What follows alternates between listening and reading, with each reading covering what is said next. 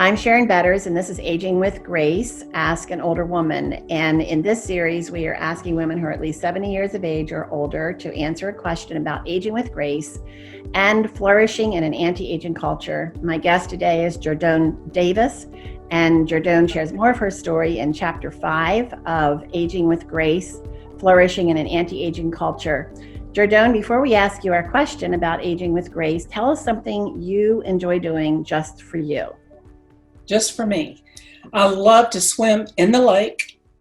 I love to try my hand at painting with acrylics or coloring in some way, not too often, and then board games with friends. I bet you've been missing the board games with friends in this pandemic. Not so much. Not too much. Okay. Good. Well, our question for you today is, as a single woman, how do you deal with fears, especially when it comes to this season of life? Well, for this short interim of time, I did bullet points.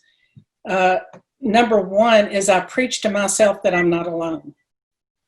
Number two, I've never seen the righteous forsaken nor a seed out begging bread. Psalm 37:25. There's a special ministry that God does for me in my sleep, in my dreams, and waking me up with hymns that stick with me for days. A more practical one of cutting loneliness or self-pity when those things rise up inside is to reach out to other people. This is something Mother taught me early on. Number 5, obey God's scripture by serving each other. And I try to do this with my family as far as having all of my end-of-life stuff ready for them.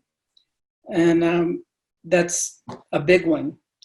Mental and cognitively, I work still as an RN instructor, and I'm an editor for dissertations, that kind of thing.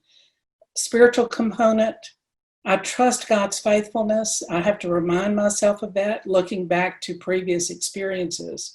And 2 of those scriptures that really come into play there is Jeremiah 29:11-14, that God has plans for me for a future and a hope. And then the Zephaniah 3:14-17 passage, where it's in the feminine or gender, and God is singing to us his love, and also calls on me to rejoice in him. So those are my bullet points that I continually go back to.